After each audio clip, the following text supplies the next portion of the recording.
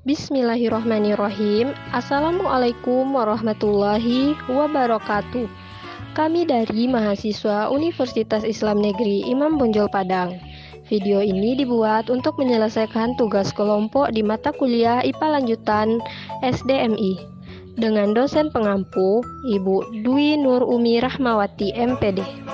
Kami dari kelompok 5 terdiri dari 3 anggota yang masing-masing bekerja sama dalam memenuhi tugas ini. Tapi sebelum kita masuk ke materi, izinkan kami perkenalkan diri terlebih dahulu. Yang pertama adalah saya sendiri, Bintang Rani, dengan nomor induk mahasiswa 2014070057. Yang kedua, Ilva Indriani dengan nomor induk mahasiswa 2014070087. Yang terakhir ada Mia Zahra Khalila dengan nomor induk mahasiswa 2014070070. Kami dari kelompok 5 akan membahas materi tentang konsep dan rancangan RPP dan bahan ajar untuk pembelajaran IPA MISD. Yang mana materi yang akan kami bahas yang pertama adalah pengembangan RPP IPA, yang kedua pengembangan bahan ajar IPA, dan yang terakhir contoh RPP IPA SDMI. So, inilah dia pembahasannya. A. Pengembangan RPP IPA dasar. Pengertian dan unsur-unsur rencana pelaksanaan pembelajaran atau RPP. Rencana pembelajaran merupakan persiapan mengajar yang berisi hal-hal yang perlu atau harus dilakukan oleh guru dan siswa dalam melaksanakan kegiatan pembelajaran yang antara lain meliputi pemilihan materi, metode, media, dan alat evaluasi. Rencana pembelajaran merupakan realisasi dari pengalaman belajar siswa yang telah ditetapkan dalam silabus. Unsur-unsur yang perlu diperhatikan dalam penyusunan rencana pembelajaran berdasarkan kompetensi dan kemampuan dasar yang harus dikuasai siswa, serta materi dan submateri pembelajaran, pengalaman belajar yang telah dikembangkan di dalam silabus dengan menggunakan berbagai pendekatan dan model pembelajaran yang sesuai dengan kompetensi yang diharapkan dan materi yang memberikan kecakapan hidup sesuai dengan permasalahan dalam kehidupan sehari-hari, digunakan strategi, metode, dan media relevan yang mendekatkan siswa dengan pengalaman langsung. Selanjutnya, manfaat rencana pembelajaran. Yang pertama, guru akan terhindar dari keberhasilan secara tidak sengaja karena perencanaan disusun untuk mencapai hasil yang optimal. Yang kedua, dapat menentukan langkah dan strategi yang tepat dalam pembelajaran. Yang ketiga, dapat menentukan dan mempersiapkan berbagai alat dan fasilitas yang diperlukan dalam pembelajaran. Dengan perkataan lain, perencanaan pelaksanaan pembelajaran bermanfaat sebagai acuan bagi guru untuk melaksanakan kegiatan pembelajaran agar lebih terarah dan berjalan efisien dan efektif dalam mencapai tujuan. Prinsip-prinsip penyusunan RPP. Yang pertama, memperhatikan perbedaan individu peserta didik. RPP disusun dengan memperhatikan perbedaan jenis kelamin, kemampuan awal, tingkat intelektual, minat, motivasi belajar, bakat, potensi, kemampuan sosial, emosi, gaya belajar, kebutuhan khusus, kecepatan belajar, latar belakang budaya, norma, nilai, dan atau lingkungan peserta didik. Yang kedua, mendorong partisipasi aktif peserta didik. Proses pembelajaran dirancang dengan berpusat pada peserta didik untuk mendorong motivasi, minat, kreativitas, inisiatif, inspiratif, kemandirian, dan semangat belajar. Yang ketiga, mengembangkan budaya membaca dan menulis. Proses pembelajaran dirancang untuk mengembangkan kegemaran membaca, pemahaman beragam bacaan, dan berekspresi dalam berbagai bentuk tulisan. Yang keempat, memberikan umpan balik dan tindak lanjut. RPP memuat rancangan program pemberian umpan balik positif, penguatan, pengayaan, dan remedi. 5. Keterkaitan dan keterpaduan. RPP disusun dengan memperhatikan keterkaitan dan keterpaduan antara SK, KD, materi pembelajaran, kegiatan pembelajaran, indikator pencapaian kompetensi, penilaian, dan sumber belajar dalam satu keutuhan pengalaman belajar.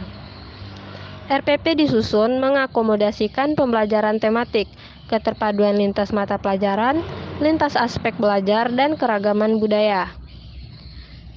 Yang keenam, menerapkan teknologi informasi dan komunikasi. RPP disusun dengan mempertimbangkan penerapan teknologi informasi dan komunikasi, serta secara terintegrasi, sistematis, dan efektif sesuai dengan situasi dan kondisi. Prosedur dalam menyusun RPP. Dasar utama untuk mengembangkan perencanaan pembelajaran adalah silabus. Berdasarkan silabus yang ada, seorang guru kemudian menentukan strategi atau model pembelajaran, meliputi pemilihan pendekatan dan metode pembelajaran, serta menentukan media yang digunakan untuk kegiatan pembelajaran. Rencana pembelajaran minimal memiliki komponen-komponen sebagai berikut. A. Identitas rencana pembelajaran. B. Kompetensi dasar. C. Indikator hasil belajar. D. Media pembelajaran. E. Skenario pembelajaran. Dan yang terakhir F. Penilaian dan tindak lanjut. Tentang pengembangan bahan ajar IPA. Di sini saya akan menjelaskan 5 poin penting tentang pengembangan bahan ajar IPA, yaitu ada yang pertama tentang pengertian bahan ajar, yang kedua penentuan cakupan bahan ajar, yang ketiga tentang penentuan urutan bahan ajar, yang keempat tentang prinsip-prinsip pemilihan bahan ajar, yang kelima tentang langkah-langkah pemilihan bahan ajar. Nah, untuk jelasnya saya akan menjelaskannya satu persatu. Yang pertama tentang pengertian bahan ajar. Nah, sebelum kita lanjut ke pembahasan selanjutnya, alangkah baiknya kita mengetahui apa yang dimaksud dengan bahan ajar. Bahan ajar adalah atau instrumental material, yaitu secara garis besar terdiri dari pengetahuan, keterampilan, dan sikap yang harus dipelajari siswa dalam rangka mencapai standar kompetisi yang telah ditentukan. Nah, secara terperinci, jenis-jenis materi pembelajaran terdiri dari pertama, pengetahuan atau fakta, konsep, prinsip, dan prosedur. Yang kedua, tentang keterampilan dan sikap atau nilai. Yang kedua, kita akan membahas tentang penentuan cakupan bahan ajar. Nah, masalah cakupan atau ruang lingkup dalam urutan penyampaian materi pembelajaran penting diperhatikan karena ketepatan dalam menentukan cakupan, ruang lingkup, dan kedalaman materi pembelajaran akan menghindarkan guru dari mengajarkan yang terlalu sedikit atau terlalu banyak suatu materi. Nah, untuk itu kita harus memperhatikan jenis materi pembelajaran dan juga kita harus memperhatikan prinsip-prinsip yang perlu digunakan dalam menentukan cakupan materi pembelajaran yang mencakup keluasan dan kedalaman materinya. Nah, contohnya di SD dalam konsep pembelajaran IPA kita akan mengajarkan tentang materi gerak yang dipelajari berdasarkan pengalaman siswa yang dikaitkan dengan posisi awal dan posisi akhir. Dan selanjutnya, kecakupan atau edukasi akan menandai cakupan materi dan juga perlu diperhatikan dalam pengertian.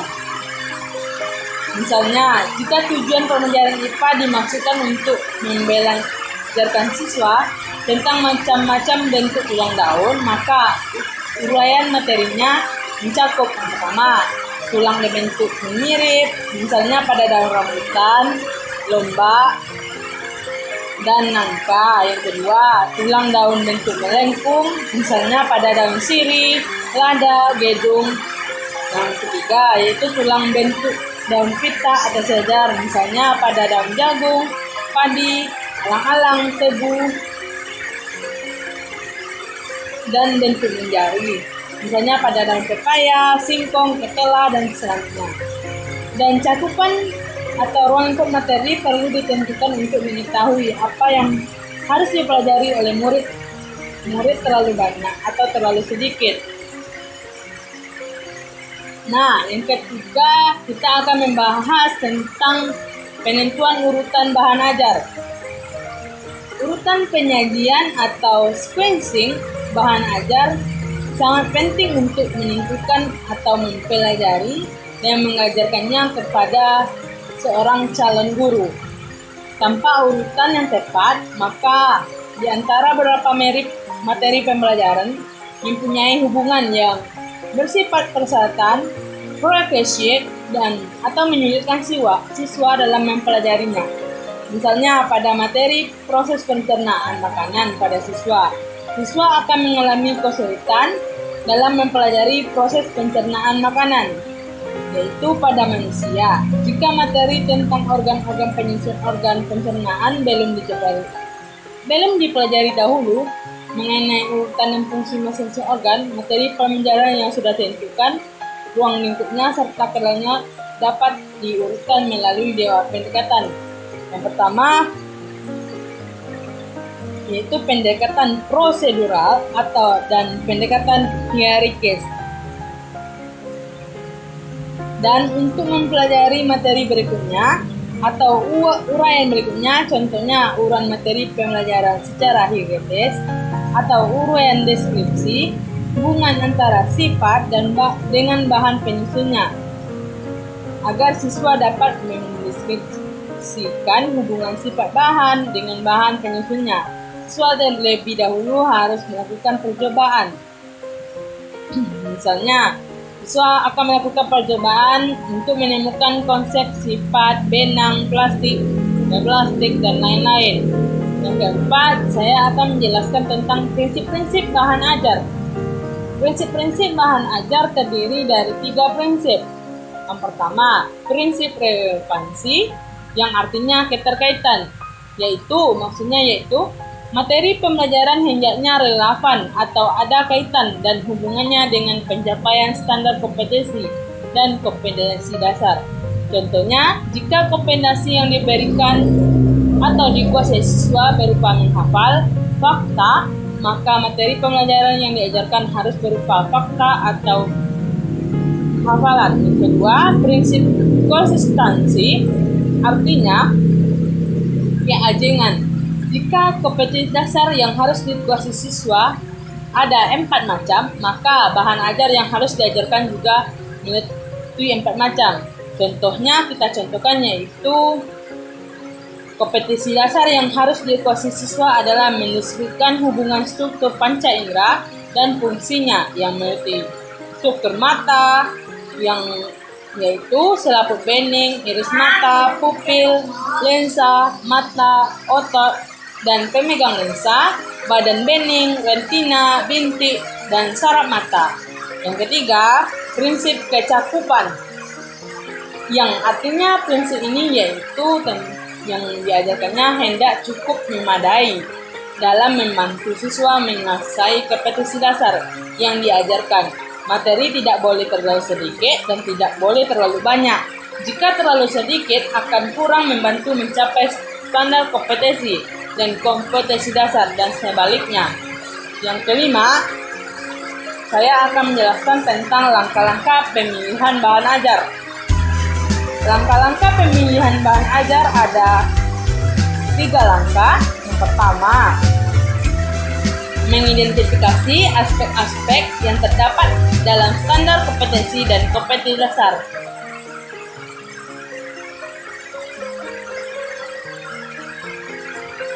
Aspek tersebut perlu ditentukan karena setiap aspek standar kompetensi dan kompetensi dasar menentukan jenis materi yang berbeda-beda. Yang kedua, mengidentifikasi jenis-jenis materi pembelajaran yang sejalan dengan berbagai jenis dan standar kompetensi materi.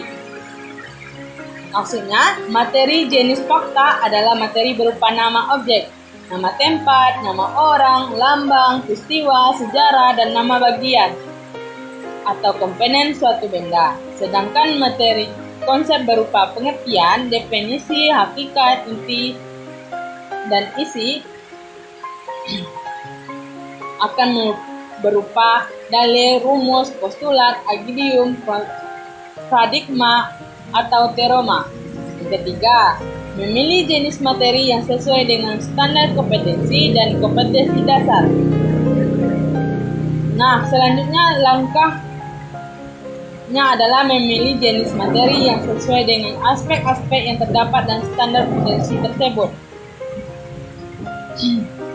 Berikut adalah pertanyaan-pertanyaan yang akan menuntun untuk mengidentifikasi jenis materi pelajaran. Yang pertama, contoh pertanyaannya, apakah kompetensi dasar yang harus dikuasai siswa berupa mengingat nama suatu objek, simbol, atau suatu peristiwa? Kalau jawabannya iya, maka materi pembelajaran yang harus diajarkan adalah fakta. Yang kedua, contohnya, apakah kompetensi dasar yang harus dikuasai siswa berupa kemampuan untuk menyatakan suatu definisi? Nah, kalau jawabannya iya, berarti materi tersebut diajarkan berupa konsep. Yang ketiga, pertanyaannya, apakah kompetensi dasar yang harus dikuasai siswa berupa menjelaskan atau melakukan langkah-langkah atau prosedur secara urut dan membuat sesuatu? Maka jawabannya iya, yang diajarkan adalah prosedur. Yang keempat, pertanyaannya, apakah kompetensi dasar yang harus dikuasai siswa berupa menentukan hubungan antara beberapa konsep atau menyatakan hubungan antara berbagai macam konsep? Maka jika jawabannya iya, berarti materi ini atau pembelajaran ini harus diajarkan termasuk dalam kategori prinsip. Yang kelima, pertanyaannya, apakah kompetensi dasar yang harus dikuasai siswa berupa memilih, berbuat, atau tidak berbuat berdasarkan kepentingan baik atau buruk, suka atau tidak suka? Jika jawabannya iya, maka materi pelajaran yang harus diajarkan berupa aspek, afektif, atau sikap, ataupun nilai. Yang keenam, contoh pertanyaannya, apakah kompetensi dasar yang harus dikuasai siswa berupa melakukan perbuatan secara fisik? Nah, jika jawabannya iya, maka materi tersebut atau pembelajaran tersebut berupa aspek motorik. RPP terdiri dari beberapa bagian. Yang pertama identitas, yang kedua KI dan KD, yang ketiga tujuan, yang keempat materi, yang kelima metode, yang keenam media dan sumber belajar, yang ketujuh langkah-langkah, dan yang kedelapan penilaian. Yang pertama adalah identitas. Di identitas ini terdiri dari 6 bagian.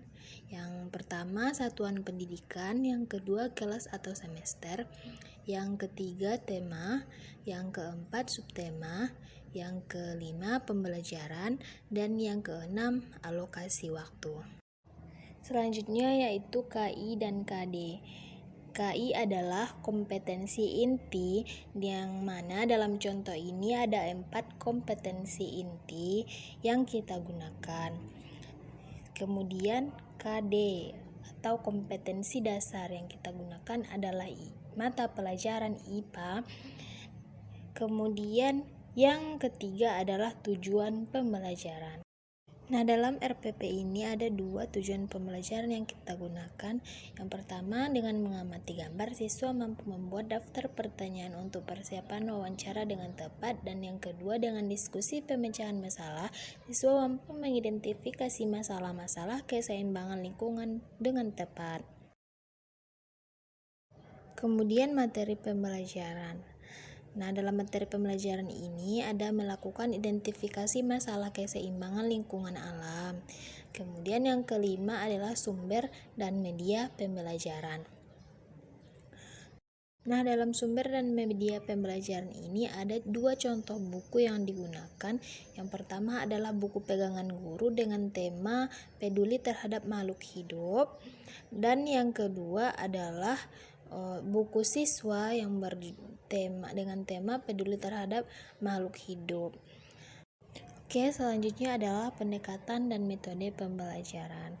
Di sini pendekatan yang digunakan adalah pendekatan saintifik, yaitu pendekatan pembelajaran yang dirancang agar siswa aktif mengkomunikasikan konsep, prinsip atau teori melalui tahapan-tahapan mengamati, menanya, menalar, mengumpulkan informasi dan mencoba. Kemudian menganalisis data dan menarik kesimpulan serta mengkomunikasikan konsep, prinsip atau teori yang ditemukan. Kemudian metode pembelajarannya adalah permainan, simulasi, diskusi, tanya jawab, penugasan, dan ceramah. Kemudian yang ketujuh adalah langkah-langkah pembelajaran. Di sini ada 3 langkah-langkah pembelajaran yang digunakan. Yang pertama pendahuluan, yang kedua inti, dan yang ketiga penutup. Pendahuluan seperti contoh yang tertera ada 4 pendahuluan. Kemudian inti. Yang pertama, sebagai kegiatan pembuka, guru memperlihatkan serumpun padi kepada siswa. Yang kedua, guru mengajukan pertanyaan, apa yang kalian ketahui tentang tanaman ini? Yang ketiga, siswa diminta untuk menuliskan 3 tahap pertumbuhan padi pada diagram dengan contoh seperti berikut. Kemudian keempat, menggunakan diagram tersebut. Kemudian siswa mendiskusikannya bersama teman. Yang kelima, siswa membaca informasi tentang jawaban dari permasalahan yang telah mereka diskusikan. Selanjutnya, siswa mendiskusikan pertanyaan dan hasil pengamatan bersama satu atau beberapa orang teman. Kemudian penutup. Dalam penutup ini ada 5 poin seperti yang tertera. Yang ke-8, penilaian proses dan hasil belajar. Dalam penilaian proses dan hasil belajar ini ada penilaian sikap seperti contoh yang tertera.